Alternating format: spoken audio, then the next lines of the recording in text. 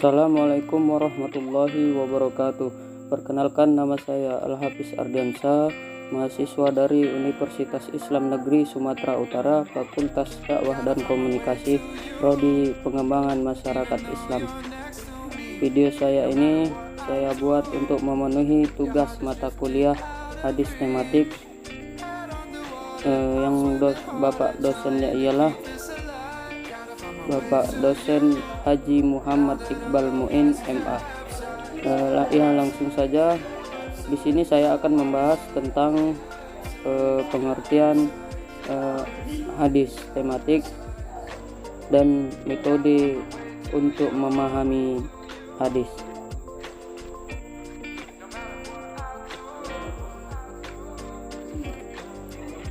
Pengantar hadis. Menurut para ahli atau ahli sunnah hadis adalah segala sesuatu yang dinisbatkan kepada Nabi Muhammad SAW, baik berupa perkataan, perbuatan, ketetapan maupun sifatnya, baik sebelum diangkat menjadi rasul dan sesudahnya. Secara epistemologis, hadis sebagai sumber ajaran Islam setelah Al-Quran, sebab ia merupakan bayan atau penjelasan terhadap ayat-ayat Al-Quran yang masih global.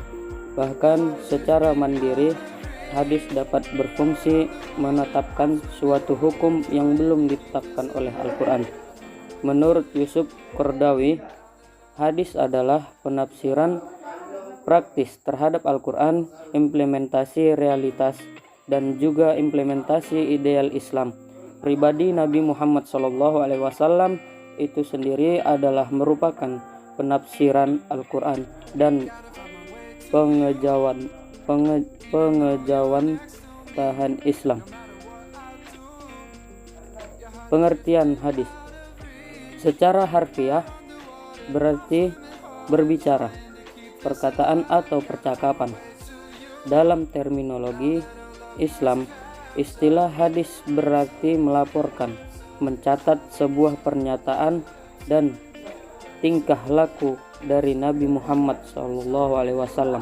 Menurut ulama ahli hadis yaitu apa yang diriwayatkan dari Nabi, baik berupa perkataan, perbuatan, ketetapannya, sifat jasmani atau sifat akhlak, perjalanan setelah diangkat sebagai nabi, dan terkadang juga sebelumnya, sehingga arti hadis di sini semakna dengan sunnah. Metode untuk memahami hadis. Dalam proses memahami dan menyingkap makna hadis tersebut, diperlukan suatu cara dan teknik pemahaman dan eksplorasi maksud sebuah hadis agar menghasilkan pemahaman yang benar dan matang. Berdasarkan hal ini, para ulama syarah hadis menggunakan beberapa metode dalam memahami makna dan kandungan hadis. Metode tersebut dikelompokkan menjadi 4, yaitu metode maudhu'i, metode tahlili, metode ijmali, dan metode mukarron.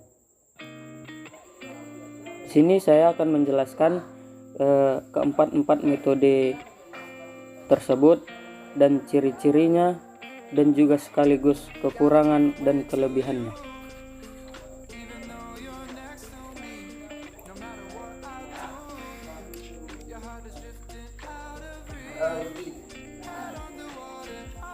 Assalamualaikum warahmatullahi wabarakatuh. Perkenalkan, nama saya Al-Hafiz Ardiansyah. Saya dari mahasiswa Universitas Islam Negeri Sumatera Utara, Fakultas Dakwah dan Komunikasi, Prodi Pengembangan Masyarakat Islam. Video saya ini untuk memenuhi tugas mata kuliah hadis tematik yang dosen pengampunya ialah Bapak dosen Haji Muhammad Iqbal Muin MA. Di sini saya akan menjelaskan tentang pengertian hadis tematik dan metode cara memahaminya.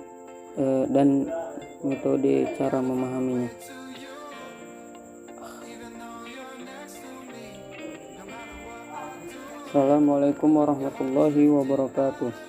Perkenalkan, nama saya Al-Hafiz Ardiansyah.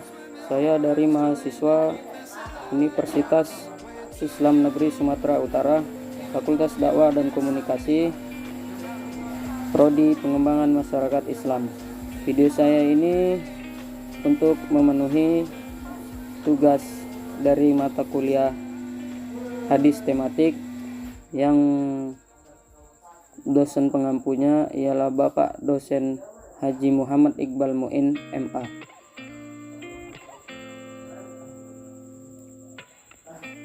Di sini Assalamualaikum warahmatullahi wabarakatuh. Perkenalkan, nama saya Al-Hafiz Ardiansyah. Assalamualaikum warahmatullahi wabarakatuh. Perkenalkan, nama saya Al-Hafiz Ardiansyah. Saya dari mahasiswa Universitas Islam Negeri Sumatera Utara, Fakultas Dakwah dan Komunikasi, Prodi Pengembangan Masyarakat Islam. Baik, di sini saya membuat video untuk memenuhi tugas dari mata kuliah hadis tematik yang yang dosen pengampunya ialah Bapak Dosen Haji Muhammad Iqbal Mu'in, MA. Di sini saya akan menjelaskan tentang pengertian hadis dan metode cara untuk memahami hadis. Pengantar hadis. Menurut para ahli hadis atau ahli sunnah hadis, hadis adalah segala sesuatu yang dinisbatkan kepada Nabi Muhammad SAW, baik perkataan, perbuatan, ketetapan maupun sifatnya, baik sebelum diangkat menjadi rasul atau sesudahnya. Secara epistemologis, hadis sebagai sumber ajaran Islam setelah Al-Quran, sebab ia merupakan bayan atau penjelasan terhadap ayat-ayat Al-Quran yang masih global. Bahkan secara mandiri, hadis dapat berfungsi menetapkan suatu hukum yang belum ditetapkan oleh Al-Quran. Menurut Yusuf Qaradawi, hadis adalah penafsiran praktis terhadap Al-Quran, implementasi realitas, dan juga implementasi ideal Islam. Pribadi Nabi Muhammad SAW itu sendiri adalah merupakan penafsiran Al-Quran dan pengejauhan tahan Islam. Pengertian hadis secara harfiah berarti berbicara, perkataan atau percakapan.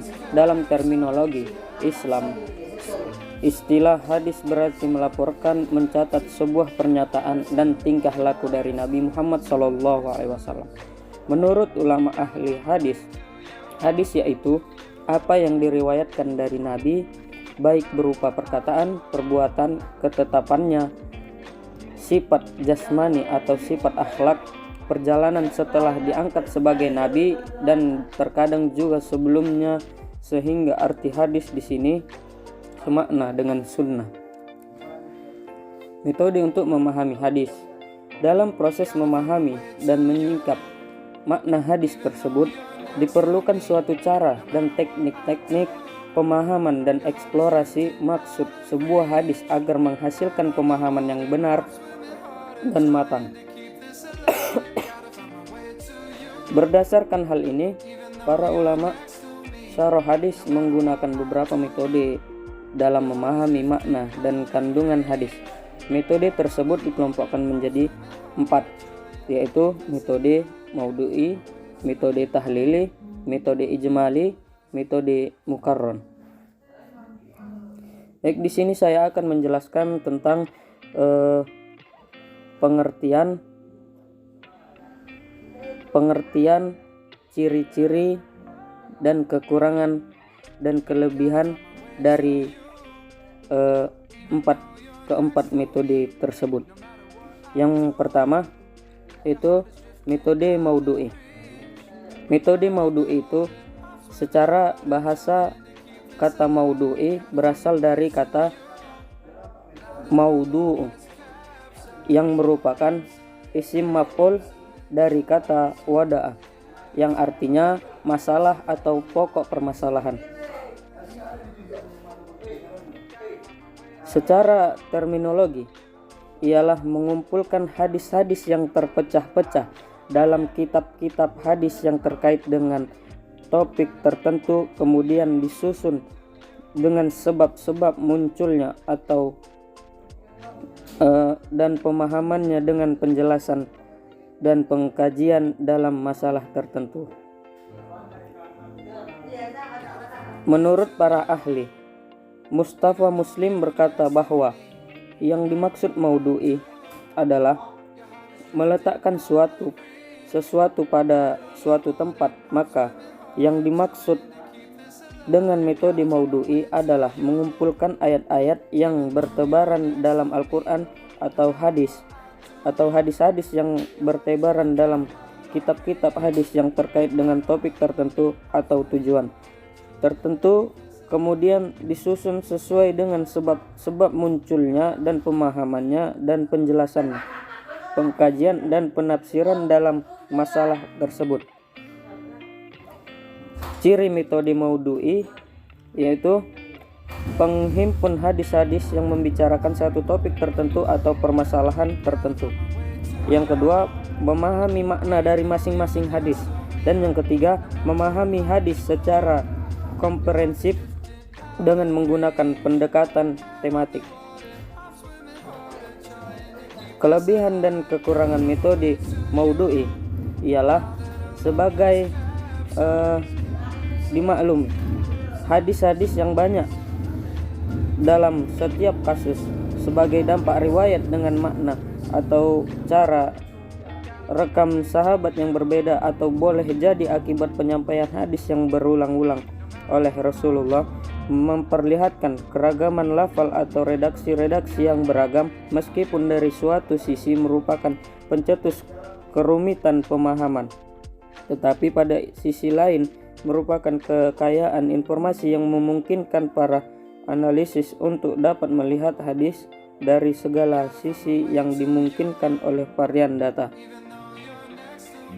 Kekurangan metode maudhu'i yaitu memenggal hadis. Maksudnya adalah metode ini mengambil satu kasus di dalam satu hadis atau lebih yang mengandung berbagai permasalahan. Dan selanjutnya metode tahlili. Metode tahlili secara etimologi dari kata hala yahillu yang berarti menguraikan atau menganalisis. Adapun secara terminologi, metode pemahaman hadis secara tahlili adalah memahami hadis-hadis Rasul dengan memaparkan segala aspek yang terkandung dalam hadis tersebut, serta menjelaskan makna-makna yang tercakup di dalamnya sesuai dengan kecenderungan dan keahlian pensyarah yang memahami hadis tersebut. Ciri metode tahlili: secara umum, kitab-kitab syarah yang menggunakan metode tahlili biasanya berbentuk masur atau riwayat. Syarah yang terbentuk masur ditandai dengan banyaknya dominasi riwayat-riwayat yang datang dari sahabat, tabi'in atau ulama hadis dan memberikan penjelasan terhadap hadis yang disyarah. Sementara syarah yang terbentuk ra'yu banyak didominasi oleh pemikiran rasional pensyarahnya. Kelebihan metode tahlili. Kelebihan metode tahlili ialah yang pertama, ruang lingkup pembahasan yang sangat luas. Yang kedua, memuat berbagai ide dan gagasan. Kekurangan metode tahlili: menjadikan petunjuk hadis bersifat parsial atau terpecah-pecah. Yang kedua, melahirkan syarah yang subjektif. Kelebihan dari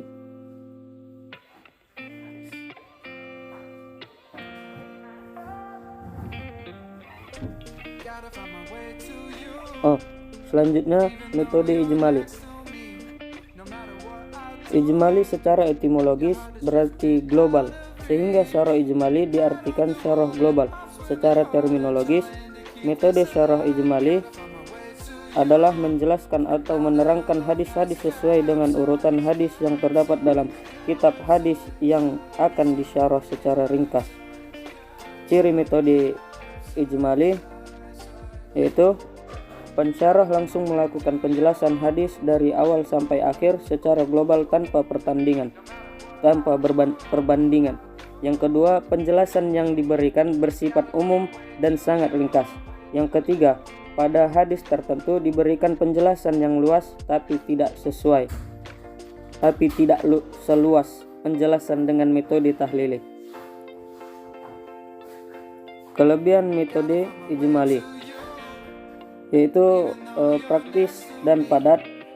Yang kedua, bahasa mudah dipahami. Yang ketiga, bebas dari Israiliyah. Kekurangan metode ijmali yaitu menjadikan petunjuk hadis parsial. Metode ini tidak mendukung pemahaman hadis secara utuh dan dapat dijadikan petunjuk hadis bersifat parsial. Yang kedua, tidak ada ruang untuk menggunakan analisis yang memadai. Dan yang keempat, metode mukarron. Kata mukarron merupakan masdar dari korona yukorinu, yang berarti perbandingan atau komparatif. Jadi syarah mukarron secara etimologis berarti syarah perbandingan atau pensyarahan yang dilakukan dengan membandingkan dua hal. Ciri-ciri metode mukarron yaitu pensyarah menggunakan perbandingan analisis redaksional. Yang kedua, pensyarah menggunakan perbandingan penilaian perawi. Yang ketiga, pensyarah membandingkan kandungan makna dari masing-masing hadis yang dibandingkan.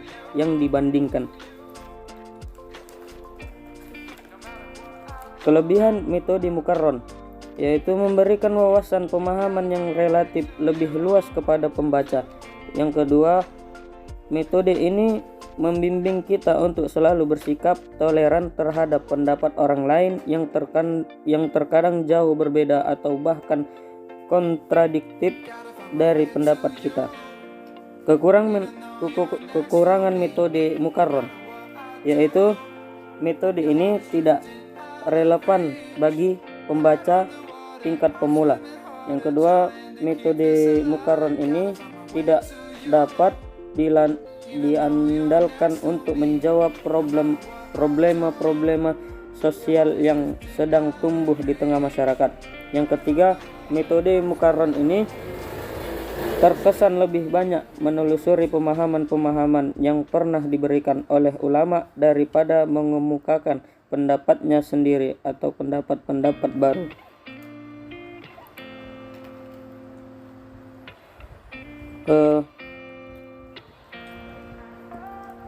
Kesimpulan, metode maudhu'i sebagai salah satu metode tidak hanya berlaku dalam pemahaman Al-Quran melainkan juga dalam pemahaman hadis. Istilah metode tematik dalam pengkajian hadis Nabi merupakan terjemahan dari al-manhaj al-maudhu'i fi syarahil hadisi. Selain metode tematik, dikenal sebelumnya dalam metode tahlili, ijmali, dan mukarram. Baik, mungkin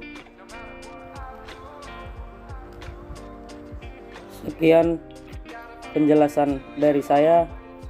Wabil akhir, wassalamualaikum warahmatullahi wabarakatuh.